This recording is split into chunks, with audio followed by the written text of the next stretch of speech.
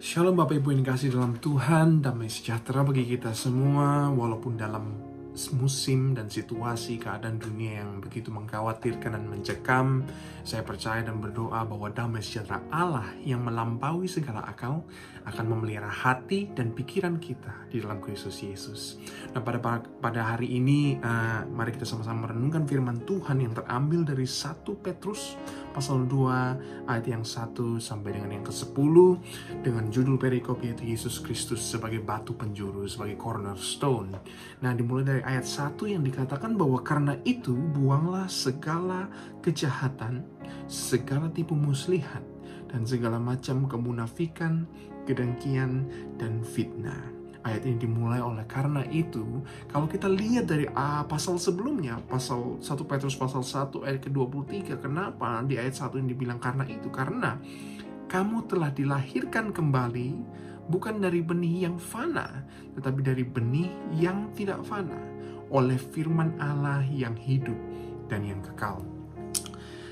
Dikatakan di sini yaitu benih bukan lagi dari benih yang fana, yaitu benih yang berkaitan dengan kehidupan yang lama. Benih yang fana adalah benih yang daripada dunia ini, yang temporary, yang daripada orang tua kita. Tapi benih yang tidak fana, yaitu adalah firman Tuhan, berkaitan dengan adalah ciptaan yang baru, yaitu oleh firman ini yang hidup dan yang kekal. 2 Korintus 5 ayat 17 katakan bahwa siapa yang ada di dalam Kristus, ia adalah ciptaan yang baru. Yang lama sudah berlalu, sesungguhnya yang baru sudah datang. Ciptaan baru berbicara tentang cerita hidupmu yang baru. Cerita yang baru berarti meninggalkan kehidupan yang lama sudah selesai. Kita tinggalkan untuk berjalan bersama Yesus, supaya cerita kehidupan kita yang kita jalani sekarang pun menjadi baru. Nah saudara, ayat 1 ini benar-benar mari kita semua tinggalkan kehidupan yang lama, semua kehidupan dalam dosa yang tidak berkenan kepada Tuhan. Mari kita tinggalkan semua itu. Karena apa? Benih firman, yaitu yang memberikan kita kehidupan dan yang kekal, menjadi satu jaminan keselamatan buat kita, itu sudah tinggal dalam hidup kita. Dan yang kedua dikatakan, dan jadilah sama seperti bayi yang baru lahir, yang selalu ingin akan air susu yang murni dan yang rohani, supaya olehnya kamu bertumbuh dan beroleh keselamatan. Bicara masalah satu kerinduan dan menjadi satu kebutuhan utama kita tiap hari, yaitulah firman Tuhan. Seperti seorang bayi yang baru lahir, yang rindu akan air susu yang murni tiap-tiap hari. Dan inilah kebutuhan kita. Inilah, biar ini menjadi satu kerinduan kita, yaitu firman Tuhan. Untuk apa? Ini menjadi makanan rohani kita. Kita makan makanan jasmani tiap hari, kita menjadi kenyang secara jasmani. Tetapi rohani kita, untuk rohani kita bisa bertumbuh. Seperti jasmani kita bertumbuh oleh makanan jasmani, maka rohani kita akan bertumbuh jika kita makan makanan rohani, yaitu firman Tuhan. Di sini kita akan diajar, kita akan belajar, dan kita akan bertumbuh. Pada saat bertumbuh, untuk semakin bertumbuh, di situ seperti satu perumpamaan bahwa benih yang jatuh di tanah yang subur, dia akan tumbuh dan akan berbuah 30 kali lipat, 60 kali lipat, dan 100 kali lipat. Dan pada saat itu jatuh di tanah yang subur, artinya apa? Itu bicara masalah mendengarkan firman Tuhan, menerima firman Tuhan itu dan melakukannya, kemudian menghasilkan buah, menjadi berkat bagi orang-orang kita sekitar. Dan tanda kita bertumbuh adalah kita mau dan rindu untuk melayani Tuhan. Karena semakin kita dewasa dalam firman, kita semakin mengerti dan mengenal siapa Tuhan yang kita sembah, kita akan semakin jatuh cinta kepada Dia. Bicara melayani bukan hanya sekedar pelayanan mimbar, Bapak Ibu Saudara. Bukan hanya terbatas di pulpit, tetapi mimbar kita lebih besar di luar sana. Mimbar kita lebih besar daripada empat dinding gereja. Dan apalagi sekarang kita di rumah dan secara online, di sini lebih membuat kita bahwa pelayanan kita, bagaimana kita bisa reach out orang-orang di luar sana juga pada saat kita untuk berhubungan dengan orang-orang, keluarga kita, komunitas kita, dimanapun kita berada, teman-teman kita. Pelayanan kita bukan hanya kepada orang-orang yang sudah percaya, tetapi kepada orang-orang yang belum percaya, dan juga kepada bangsa-bangsa di luar sana. Dan yang kedua adalah untuk beroleh keselamatan, yaitu sampai pada satu poin di mana kita bisa menerima dan mengakui Yesus sebagai Tuhan dan Juru Selamat, dan tidak ada yang lain seperti Yesus Tuhan. Dan itulah tugas kita hari ini. Pada saat kita bertumbuh dan kita melayani Tuhan, itu untuk membawa orang-orang juga untuk datang kepada Tuhan.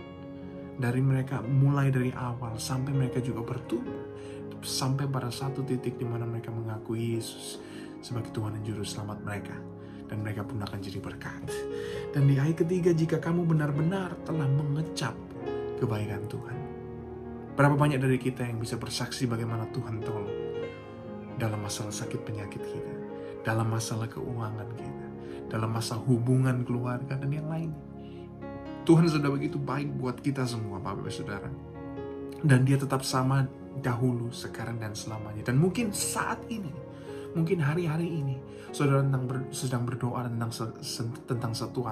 sesuatu dan memang belum dijawab, lagi menunggu jawaban doa ini. Tapi saudara percaya, kalau Tuhan mampu tolong sebelumnya, kalau dulu Tuhan mampu tolong, saya percaya hari ini pun Tuhan yang sama mampu menolong saudara. Dan pertolongannya tepat pada waktunya, tidak pernah terlambat atau tidak pernah terlalu cepat. Tetap percaya dan berharap kepada Tuhan, tetap berdoa, dan jangan pernah tinggalkan Tuhan.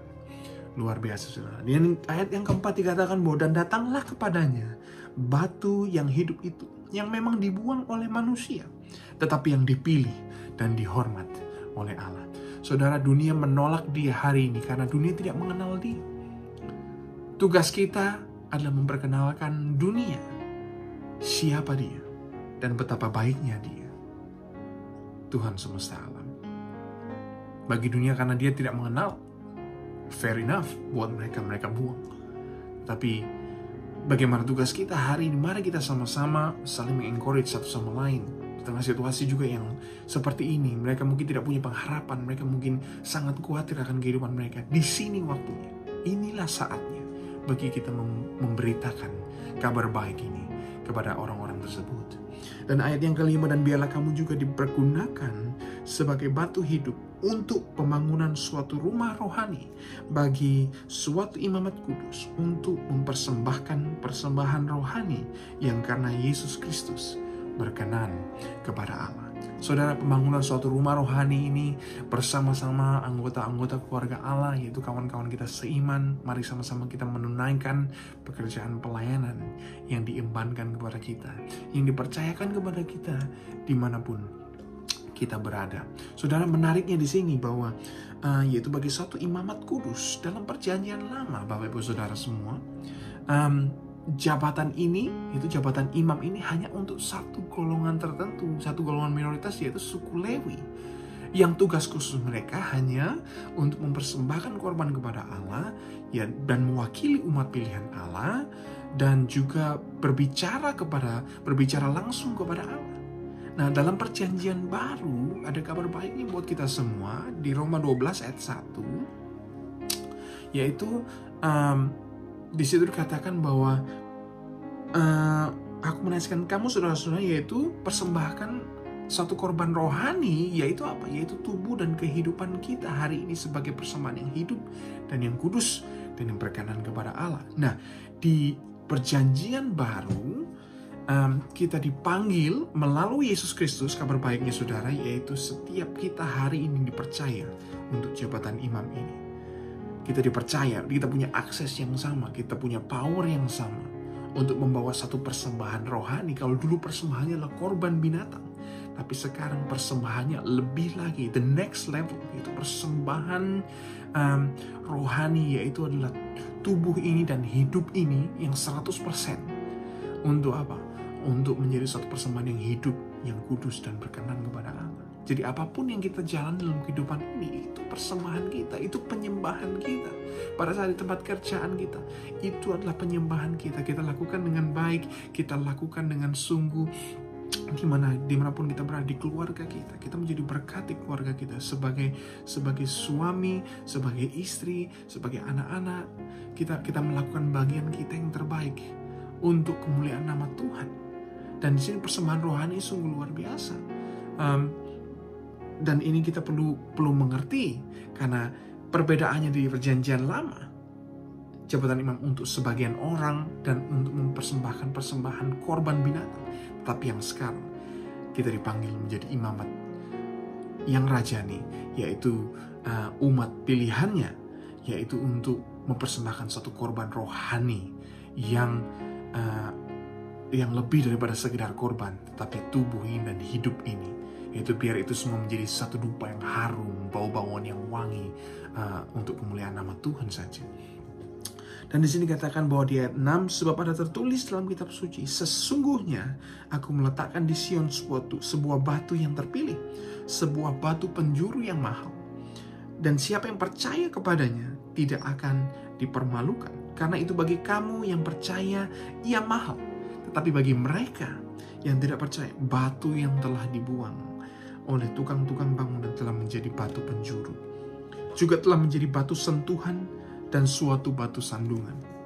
Mereka tersandung padanya karena mereka tidak taat kepada firman Allah. Dan untuk itu mereka juga telah disediakan. Nah, pertanyaannya, Bapak Ibu Saudara semua, apakah kita masih malu mengakui bahwa kita ini orang percaya? Apakah kita masih malu untuk memproklamasikan bahwa kita ini orang yang berdoa, orang yang menyembah kepada dunia ini?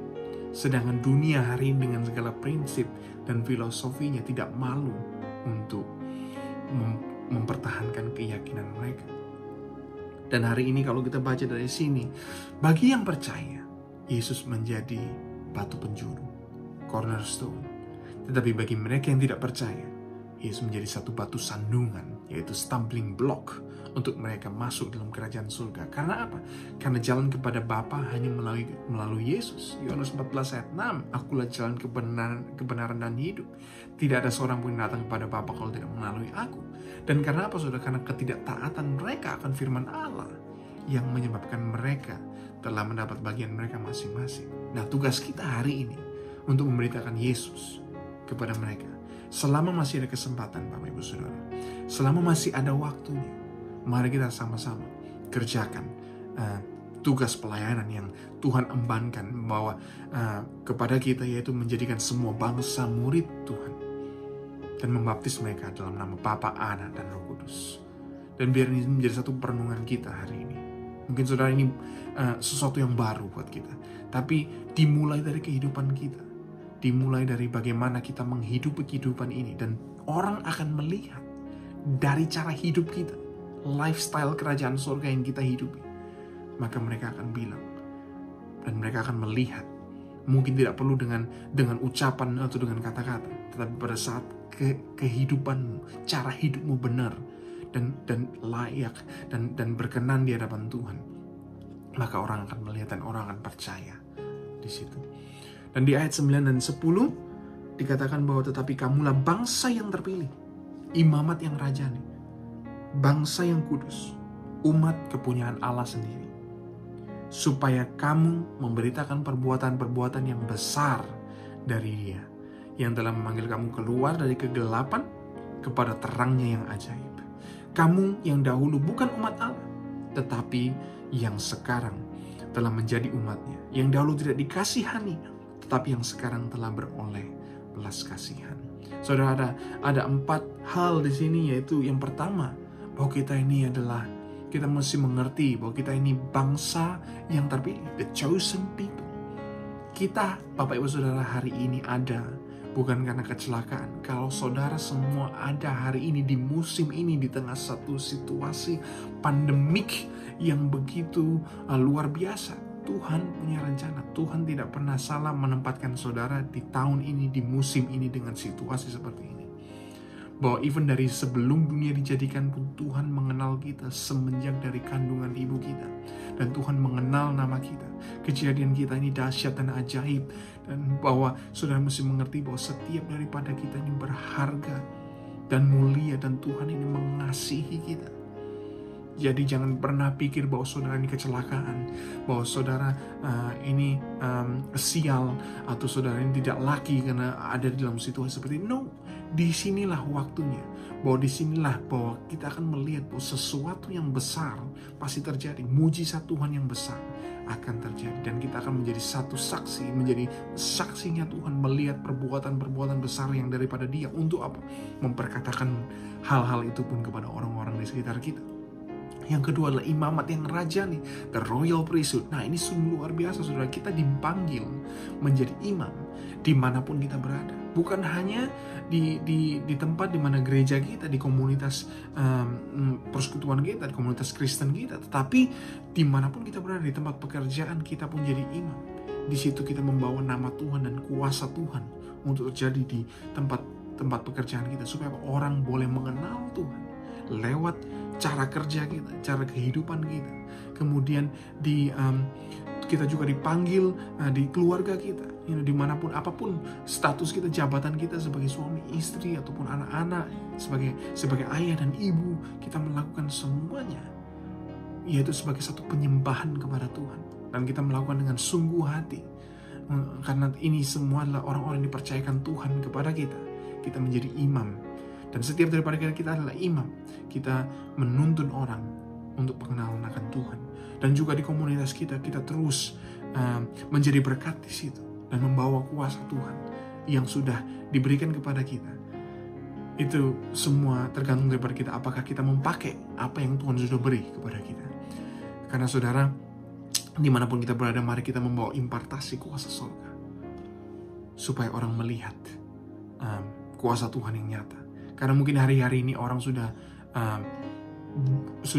lelah dengar hanya khotbah atau hanya perkataan saya, karena orang hari ini minta bukti. Tapi pada saat kita berjalan dalam firman Tuhan yang punya kuasa yang begitu dahsyat, kita akan lihat bahwa pada saat kita hidup benar dan kita memperkatakan firman ini, kuasa Tuhan nyata dan terjadi. Dan yang ketiga, saudara, bangsa yang kudus, the holy nations. Saudara, kita dipanggil menjadi imam. Ya, kita dipilih dari semua bangsa yang ada dalam dunia ini untuk menjadi umat kesayangannya, untuk menjadi umat yang ditebus, bukan dengan emas dan perak, Bapak Saudara, tetapi dengan darah yang mahal. Kenapa? Karena kita telah dibeli dan harganya telah lunas dibayar. Karena itu apa, saudara?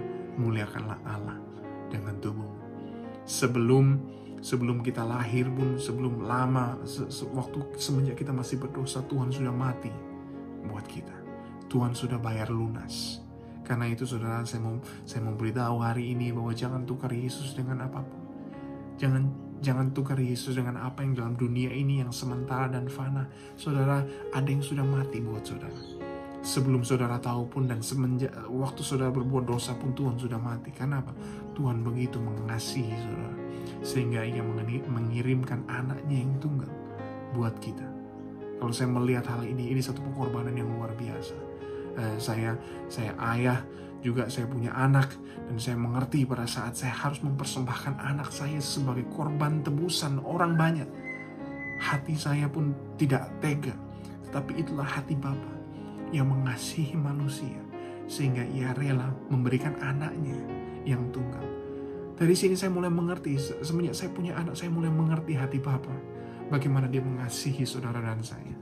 Karena itu, mari kita hidupi hidup kita. Kalau kita mengerti semua ini, mari kita hidupi hidup kita dengan benar. Dan biar semuanya menjadi satu hal yang berkenan kepada Tuhan. Dan dikatakan setelah itu adalah umat kepunyaan Allah sendiri, God's special possession, God's private property. Yaitu adalah private property-nya Tuhan. Dan berarti intinya bahwa dunia ini sudah sebenarnya nggak bisa beli. Karena apa? Tuhan sudah bayar lunas. Dan Tuhan sudah mengklaim bahwa ini adalah kepunyaan saya. Karena itu jangan jual Yesus dan tukar Yesus untuk apapun, yaitu apa yang ada dalam dunia ini yang saya katakan sebelumnya, yaitu untuk kekayaan, untuk kehormatan, dan untuk nafsu dunia yang sementara. Tetapi mari kita sama-sama untuk hidupi kehidupan ini apa? Supaya apa? Kita dipanggil dengan, kita disebut semuanya ini untuk memberitakan perbuatan-perbuatan yang besar daripada Dia. Apa perbuatan-perbuatan yang besar? Hal-hal yang di luar nalar manusia, yaitu mujizat yang tidak lazim. Untuk apa? Membawa orang keluar dari gelap kepada terangnya yang ajaib. Kehidupan kita sebelum kita hidup di dalam Kristus, kehidupan kita adalah gelap, Bapak Saudara. kita hidup dalam dosa. Kita tidak mengerti kemana kita berjalan. Tetapi pada saat Tuhan sudah bawa kita kepada terangnya yang ajaib, yaitu dengan tuntunan firman. Karena firman-Mu Tuhan, pelita bagi kakiku dan terang bagi jalanku. Aku tahu kemana aku harus berjalan. Aku tahu kemana aku harus pergi. Karena apa? Firman Tuhan yang memimpin. Bukan karena pikiranku. Bukan karena kemampuanku. Makanya saudara, kita merenungkan firman, kita baca firman bukan hanya sebagai masuk di dalam pikiran dan akhirnya keluar. Lupa. Hanya sebagai satu pengetahuan. Tapi biar pada saat kita merenungkan firman, kita masukkan di dalam hati kita. Supaya kita taat dan mengenal Dia sungguh. Dan saudara, kalau kita mengerti semua hal ini, bahwa kita adalah chosen people, bangsa yang terpilih, royal priesthood, imamat yang rajani, holy nation, bangsa yang kudus, dan God's special possession, yaitu umat kepunyaan Allah sendiri. Kalau orang-orang mengerti semua, kalau kita mengerti bahwa kita ini kepunyaan Allah dan begitu berharga, dan begitu mahalnya buat Tuhan, maka ada 5 hal. Maka kita akan yang pertama, kalau orang mengerti mereka kepunyaan Allah, mereka akan berhenti berbuat dosa. Nggak akan berbuat dosa lagi. Karena mereka tahu bahwa benih yang ada dalam kehidupan mereka bukan lagi benih yang fana, benih yang daripada dunia, tapi benih yang daripada sorga, itu firman Allah yang hidup dan yang kekal. Yang kedua, mereka akan berhenti hidup murahan. Mereka akan berhenti menjadi budak dunia. Yaitu mau diperbudak oleh dunia dengan skalanya. Yaitu contohnya adalah budak uang. Tapi mereka menjadi hambanya Tuhan daripada budak dunia, itu budak uang. Yang ketiga, mereka akan selalu mengucap syukur dalam segala situasi. Mengucap syukur senantiasa. Situasi seperti ini, keadaan dunia seperti ini, mereka akan selalu mengucap syukur. Mereka tidak akan mengeluh. Yang keluar dari mulut ini adalah Tuhan, thank you, terima kasih Tuhan untuk apa yang Kau sudah beri. Dan yang keempat, mereka akan selalu menyembah dalam situasi susah dan senang, apapun situasinya mereka akan tetap menyembah. Bukan hanya pada saat senang, yaitu sangat mudah saudara untuk kita menyembah pada saat senang. Tapi pada saat-saat susah, mungkin bisnis kita lagi goncang, mungkin pekerjaan kita hari ini goncang, tetapi kita bisa menyembah Tuhan. Tuhan, Engkau dahsyat. Dengan apa kami balas Tuhan segala kebaikan-Mu? Kalau kami ada sampai hari ini pun karena kemurahan Tuhan. Dan yang kelima saudara, mereka akan selalu menjadi berkat dan menghasilkan buah yang dikecap orang sekitar. Mereka akan jadi teladan buat orang-orang sekitar. Di dalam perkataan kita, dalam tingkah laku, dalam kasih dan kesetiaan, dan dalam kesucian kita. Kita akan jadi teladan. Kita akan jadi contoh buat orang-orang tersebut. Kita menjadi example buat mereka. Terima kasih Tuhan untuk semua yang Tuhan sudah buat. Mari kita sama-sama bersyukur. Mengucap terima kasih atas apa yang Tuhan sudah lakukan. Dan Bapak Ibu Saudara, kalau memang kita nggak kekurangan hari ini, kita masih ada atap di atas kepala kita, dan masih ada makanan di meja, masih ada pakaian yang kita bisa pakai. Mari kita bersyukur, dan kita sadari bahwa semua ini pun karena kebaikan Tuhan, bukan karena kuat dan gagah kita. Dan mari kita sama-sama menunaikan tugas pelayanan yang Tuhan embankan kepada setiap kita. Karena inilah saatnya, inilah waktunya. Cara kita untuk reach out people, reach out orang-orang di luar sana, tidak hanya terbatas oleh tempat lagi, bahwa kita dengan teknologi yang ada, kita bisa reach out mereka semua. Dan biar kita pakai teknologi yang ada ini untuk sama-sama kita kembangkan semuanya untuk kemuliaan Tuhan. Mari kita sama-sama semua terus jadi berkat, dan kita doakan keluarga kita. Mari kita selalu berdoa buat keluarga dan orang-orang kita kasih. Kita berdoa untuk komunitas kita. Kita berdoa untuk gereja kita. Kita berdoa untuk kota kita dan bangsa di mana kita ada, supaya kemuliaan Tuhan turun.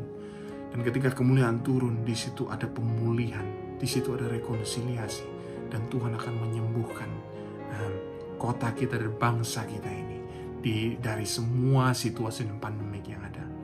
Saudara, Tuhan Yesus memberkati kita semuanya. Haleluya.